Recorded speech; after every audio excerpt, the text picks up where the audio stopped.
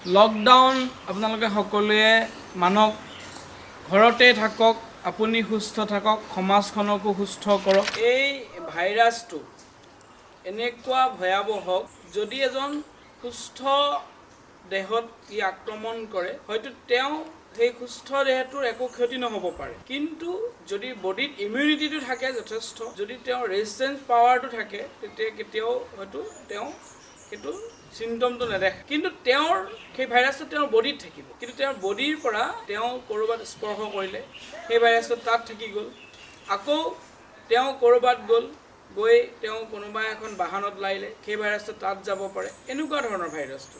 সেইকাৰণে কৈছে যে ডিষ্টেঞ্চটো মেইনটেইন কৰি থাকিলে হয়তো আমি 14 দিনত ইয়াৰ যিটো চিমটম কিছুমান পোৱা যায়। সেইকাৰণে প্ৰধানমন্ত্ৰী ডাঙৰীয়াই কৈছে যে লকডাউন মানে, আৰু সকলোকে নিজৰ নিজৰ বাসগৃহত থাকিব দিছে, আৰু এই লকডাউনৰ এই প্ৰমাণ পোৱা যাব, কাৰণ চিমটমসমূহ পোৱা যাব যে পৃথিৱীখনত এতিয়া এনেকুৱা এটা আধুনিকতা বা এনেকুৱা এটা বৰ্তমান সময়লৈ আমি গ'লোঁ, যি আধুনিকতাৰ সময়ত পলিউশ্যন চব কৰি দিলোঁ। আজি পলিউশ্যন কণ্ট্ৰল হৈছে। আজি ইমান সুন্দৰ, মই আজি ৰাতিপুৱা এটা ভিডিঅ' চালোঁ, হৰিদ্বাৰত হৰিণাবোৰ ওলাই আহিছে ৰাস্তালৈ। আজি মানুহসমূহ সোমোৱাৰ কাৰণে হয়তো আজি হৰিণা ৰাস্তালৈ ওলাই আহিছে। বিভিন্ন জেগাত এই কথাবিলাক দেখিবলৈ পাইছে। হুৰ ডাইৰেক্টৰ জেনেৰেলে কৈছে যে তৎক্ষণাত আমি পৃথিৱীত আকৌ আমি নাটকৰ এটা পৰিৱেশ সৃষ্টি কৰিব লাগিছে, আমি অভিনয় কৰিবলগীয়া হৈছে।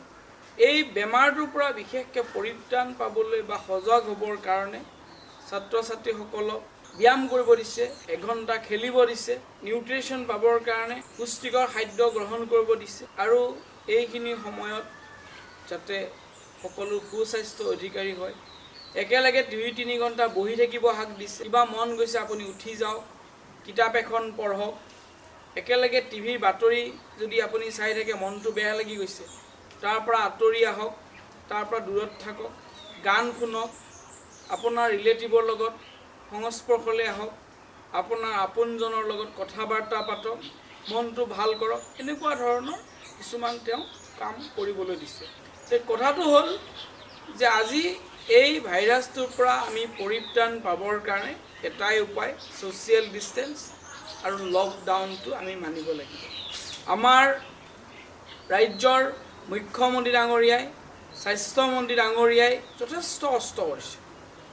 আমাৰ ৰাজ্যখনৰ, আমাৰ দেশখনৰ সকলো চিকিৎসক, সকলো ধাত্ৰী, সকলো চিকিৎসাৰ লগত জড়িত কৰ্মচাৰীসকলে, চাফাই কৰ্মচাৰীসকলে, বেংক বিষয়াসকলে, তাৰোপৰি জৰুৰীকালীন সেৱা আগবঢ়াই আছে, সেইসকলে যি কষ্ট কৰি আছে, প্ৰতিটোকে মই ধন্যবাদ জ্ঞাপন কৰিছোঁ।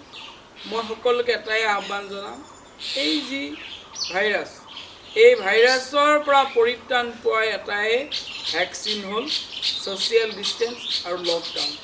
যিমান পাৰে আপোনালোকে মানাৰ চেষ্টা কৰক, আৰু এইটো নিজক পৰিত্ৰাণ পাবলৈ আচলতে আপুনি বেলেগৰ কাৰণে নহয়, মোদী ডাঙৰীয়াৰ কাৰণে নহয়, মুখ্যমন্ত্ৰী ডাঙৰীয়াৰ কাৰণে নহয়, আমাৰ স্বাস্থ্যমন্ত্ৰী ডাঙৰীয়াৰ কাৰণে নহয়, আপুনি আপোনাৰ নিজৰ কাৰণে, পৰিয়ালটোৰ কাৰণে, সমাজখনৰ কাৰণে, সেইকাৰণে আপুনি নিজে ঘৰত থাকক, সুৰক্ষিত থাকক, সমাজখনকো সুৰক্ষিত কৰক।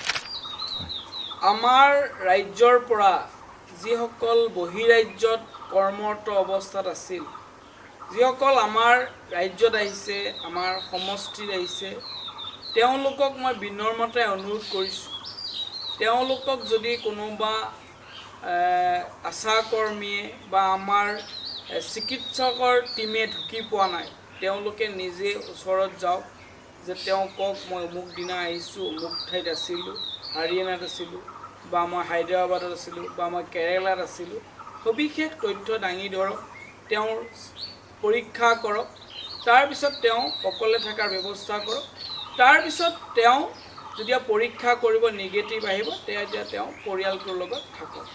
তো মই বিনম্ৰতাৰে অনুৰোধ কৰিছোঁ, আমাৰ ৰাজ্যৰ বাহিৰত যিসকল কৰ্মৰত অৱস্থাত আছিল, তেওঁলোকক যদি ইতিমধ্যে আমাৰ গাঁওবুঢ়া, আশাকৰ্মীয়ে তেওঁলোকক বিচাৰি উলিয়াইছে, তেওঁলোকৰ সবিশেষ ইনফৰমেশ্যনটো আমাৰ ইতিমধ্যে হস্পিটেলসমূহলৈ যায় বা মেডিকেল আমাৰ যিটো কেম্প কৰা আছে ইমাৰ্জেঞ্চি কেম্পলৈ যায়, গোটেই ইনফৰমেশ্যনটো গুচি যায়। তাৰ পৰা আমাৰ টীম আহে, তেওঁলোকক কোৱাৰেণ্টাইন কৰে, হোম কোৱাৰেণ্টাইন কৰি আছে।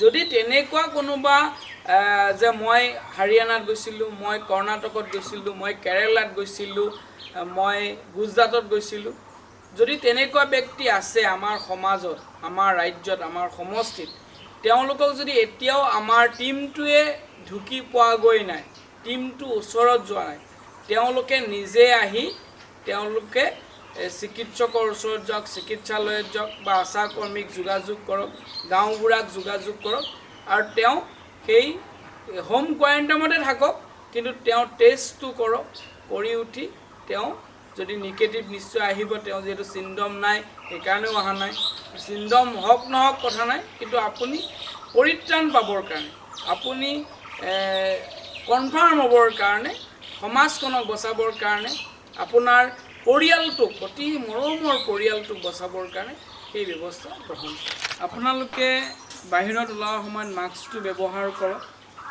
কাৰণ এই মাস্কৰ জৰিয়তে আপুনি সুৰক্ষিত হ'ব পাৰিব, বেলেগকো সুৰক্ষিত ৰাখিব পাৰে। মাস্কটো সঘনাই ব্যৱহাৰ কৰক বাহিৰত ওলোৱাৰ সময়ত। আপোনাৰ যদি কিবা কাৰণত আপোনাৰ তাত সেই ভাইৰাছটো আছে বুলি, যদি আপুনি কাহ মাৰি দিয়ে, আপুনি হাঁচি মাৰি দিয়ে, আপোনাৰ পৰা সেইটো বেলেগৰ তাত যাব পাৰে। সেইকাৰণে মাস্কটো ব্যৱহাৰ কৰিব লাগিব। কাৰোবাৰো যদি আছে বতাহত যদি এনেকুৱা কিবা কাৰণত যদি আপোনাৰ তাত আহিব স্পৰ্শ বা কোনোবা বতাহ আহি গ'ল, তাত যাতে সেই ভাইৰাছটোৱে স্পৰ্শ কৰিব নোৱাৰে, বিশেষকৈ চকু বা মুখ বা নাকেদি এই ভাইৰাছটো যোৱা বুলি কৈ আছে বিশেষজ্ঞসকলে, বিজ্ঞানীসকলে। সেইকাৰণে এইটো মাস্কটো ব্যৱহাৰ কৰক আৰু সঘনাই হাত ধুৱক, হাতটো পৰিষ্কাৰকৈ আপুনি হাতখন ধুৱক, চাবোনে ধুৱক। এইটো আচলতে আমাৰ বহুত পুৰণা অভ্যাস আছিল, আমি অভ্যাসবোৰ লাহে লাহে হেৰুৱাই পেলাইছিলোঁ। হাত ধোৱা, বাহিৰৰ পৰা আহি ভৰি হাত ধুই ভিতৰত সোমোৱা, গা পা ধুই শ্মশানৰ পৰা আহি গা ধুই ভিতৰত সোমোৱা, হস্পিটেলৰ পৰা আহি গা ধুই ভিতৰত সোমোৱা যাতে বীজাণু লাগি আহিব পাৰে, এইবিলাক আমাৰ পুৰণা, আমাৰ আচলতে পূৰ্বপুৰুষসকলে এইবিলাক কৰি থৈ গৈছে। আমি আধুনিকতাৰ পৃথিৱীত খোজ পেলাই এইবিলাক আমি পাহৰি পেলাইছোঁ। তো আমাক এতিয়া হয়তো পৰিৱেশে আমাক ভাইৰাছে বুজাই দিছে যে আপোনালোক আকৌ ঘূৰি আহক, সেইবোৰ নিয়ম পালন কৰক। কাৰণ পৰিষ্কাৰ পৰিচ্ছন্নতাটোৰ কথা কেতিয়াবাই গুৰুজনাই কৈছিলে, গুৰুজনাই কৈছে, মহাত্মা গান্ধী, জাতিৰ পিতা মহাত্মা গান্ধীয়ে কৈ গৈছে, আমাৰ দেশৰ প্ৰধানমন্ত্ৰী নৰেন্দ্ৰ মোদী ডাঙৰীয়াই স্বচ্ছ ভাৰত অভিযান আৰম্ভ কৰিলে, মুখ্যমন্ত্ৰী ডাঙৰীয়াই প্ৰদূষণমুক্ত এখন অসম গঢ়াৰ কথা তেওঁ সংকল্প লৈছিল, অসমৰ ৰাইজক আহ্বান জনাইছিল।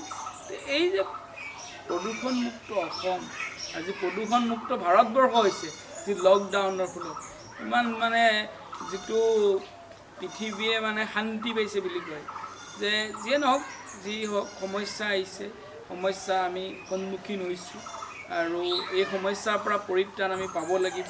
কিন্তু এতিয়ালৈকে কোনো দেশত ভাইৰাছৰ কোনো তেনেকুৱা ভেকচিন ওলোৱা নাই। এটাই ভেকচিন, আপুনি ডিষ্টেঞ্চ মেইনটেইন কৰক, আপুনি মাস্ক পিন্ধক, আপুনি হাতখন সঘনাই ধুৱক, আপুনি লকডাউন মানক, এইখিনি আপুনি কৰক। মই ভাবোঁ আমি এই ভাইৰাছৰ পৰা নিশ্চয় পৰিত্ৰাণ পাবলৈ সক্ষম হ'ম।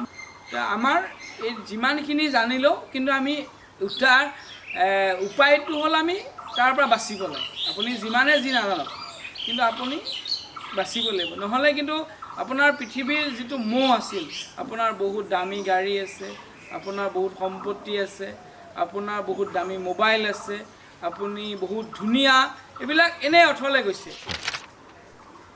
এই পৃথিৱীখন কোনোবাই হয়তো সৃষ্টি কৰিছে, যাক আমি ভগৱান বুলি ভাবোঁ, কাৰণ আমি বিশ্বাসো কৰোঁ এতিয়াও আমাৰ ভগৱান আছে। কাৰণ সেইকাৰণে আমি সূৰ্যটো কোনো বিজ্ঞানে আৱিষ্কাৰ কৰিব পৰা নাই, সূৰ্যৰ পোহৰ কোনোৱে দিব পৰা নাই।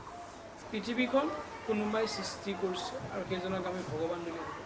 কিন্তু আমি ভগৱানক যেতিয়া উপাসনা স্থলীত যায় ভগৱানক আমি বুজোঁ, তেতিয়া সকলোৱে পৰিষ্কাৰ পৰিচ্ছন্নতা যাওঁ। কোনোবাই আমি মন্দিৰত গ'লেও গা পা ধুই ভৰি হাত ধুই চেণ্ডেলযোৰ খুলি যাওঁ, আৰু কোনোবাই মছজিদত গ'লেও তেওঁলোকে হয়তো গা পা ধুই পৰিষ্কাৰ পৰিচ্ছন্নতা হৈ যায়, গীৰ্জাত গ'লেও যায়।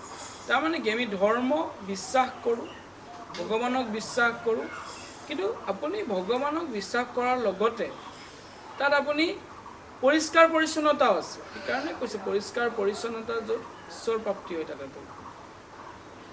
কিন্তু এইটো নহয় যে আপুনি বেমাৰটোৱে পোৱাৰ পিছত, ভাইৰাছে পোৱাৰ পিছত আপোনাক ভগৱানে ভাল কৰি দিব। তাৰ কাৰণে আপুনি সাৱধানতা ল'বই লাগিব, সাৱধানতা আপুনি অৱলম্বন কৰিব লাগিব। আপুনি চিকিৎসকৰ ওচৰত যাব লাগিব। আপুনি য়োগাও, বিভিন্নজনে চিকিৎসকে য়োগা কৰাৰ কথা কৈছে। য়োগাত আপোনাৰ বডিটো সুন্দৰ হৈ থাকিব পাৰে, আপোনাৰ বডিটোৰ অক্সিজেনৰ পৰিমাণ আপোনাৰ যিমান লাগে ভিতৰত থাকিব য়োগাৰ জৰিয়তে, প্ৰাণায়ামৰ জৰিয়তে। আমি এখন আধুনিক পৃথিৱীত সোমাই পৰিছিলোঁ, যাৰ কাৰণে আমাৰ পূৰ্বপুৰুষসকলে দি থৈ যোৱা সেইসমূহ অভ্যাস আমি এৰি চলিছিলোঁ।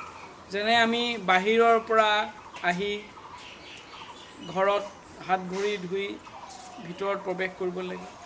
যেনে শ্মশানৰ পৰা আহি আমি ৰাস্তাতে গাটো ধুই জুইত আমাক সেকিব দিয়ে, মিঠাতেল ল'ব দিয়ে, তিতা অলপ খাব দিয়ে, তাৰপিছত ঘৰত প্ৰৱেশ। তাৰ 3 ঘণ্টামান একো খাব নিদিয়ে, যাতে বীজাণুটো আমাৰ নাকত সোমাই বা পেটত থাকিব পাৰে। সেইকাৰণে 3 ঘণ্টামান 4 ঘণ্টামান আমি লঘন দিয়ে। মোৰ দেউতাহঁতে দেখিছোঁ আমি, তেওঁলোকে যদি যায় একবেলা ভাতেই নাখায়, একোৱেই নাখায়। ঠিক সেইবিলাক আমাৰ এটা নীতি আছিল, নিয়ম আছিল। সেইসমূহ তাৰপৰা চিভিলৰ পৰা যদি হস্পিটেলৰ পৰা আমি আহোঁ, হস্পিটেলৰ পৰা যেতিয়া আমি আহোঁ, তেতিয়া হস্পিটেলৰ পৰা অহাৰ লগে লগে আমাক কাপোৰ ধুব দিছিল, গা পা ধুই ভিতৰত প্ৰৱেশ কৰিব দিছিল। সেইবিলাক আমাৰ পূৰ্বপুৰুষসকলে আগতেই নিয়ম কৰিছিল। কিন্তু আমি আধুনিক পৃথিৱীত সোমাই পৰাৰ লগে লগে সেইবিলাক অভ্যাস আমি এৰাই চলিবলৈ ল'লোঁ। আজিকালি আমি নেপকিন, মানে আজি কাগজৰে সেই ব্যৱহাৰ কৰোঁ, টিচু পেপাৰ ব্যৱহাৰ কৰা হ'লোঁ। এইবিলাকে আমাক বহুত বেয়াৰ ফালে লৈ গ'ল। সেই যিবিলাক জামবিলাক মুচি দিয়াৰ লগে লগে হাতখনতে থাকি গ'ল। কিন্তু হাত ধোৱা প্ৰথাটো আগতে আছিল। আমাৰ হাতটো ধুই ধুনীয়াকৈ হাত পাত ধুই আমি খাদ্য গ্ৰহণ কৰিছোঁ। আজি চামুচৰে খাদ্য গ্ৰহণ কৰিছোঁ, কথা নাই, আমি চামুচৰে খাইছোঁ, কিন্তু চামুচ পাত কিমান পৰিষ্কাৰকৈ থাকে সেই কথাবিলাকো আমি লক্ষণীয় কথা। তো মই ভাবোঁ যে আমি আমাৰ পূৰ্বপুৰুষসকলে দি থৈ যোৱা সেই সংস্কাৰ, সেই ৰীতি, সেই নীতি আৰু সেই যিখিনি আমাক দি থৈ গৈছিল, সেই পৰম্পৰাৰ সমাজ ব্যৱস্থাত চলিবৰ কাৰণে যিখিনি আমাক দি থৈ গৈছিল আপুৰুগীয়া সম্পদ, সেই আপুৰুগীয়া আমাৰ সমাজ ব্যৱস্থাত চলা সম্পদসমূহ যদি আমি মানি চলোঁ, মই ভাবোঁ আমাক কোনো ভাইৰাছে, আমাক কোনো বেমাৰে লগ দিব নোৱাৰে। কাৰণ পৰিষ্কাৰ পৰিচ্ছন্নতাৰ ফলত আমি সুস্থ এখন সমাজ, সুস্থ এখন পৰিয়াল, সুস্থ দেহ, সুস্থ মন আমি কৰি তুলিবলৈ সক্ষম হ'ম। আৰু মই বিশ্ব শান্তিৰ হকে সকলোৰে সুস্বাস্থ্য ৰক্ষাৰ্থে ভগৱানৰ ওচৰত প্ৰাৰ্থনাও জনাইছোঁ। আৰু মই সকলোকে এইটোৱে আহ্বান জনাইছোঁ, সকলো সুখত থাকক, শান্তিত থাকক, আনন্দৰে থাকক আৰু জীৱনটো উপভোগ কৰক।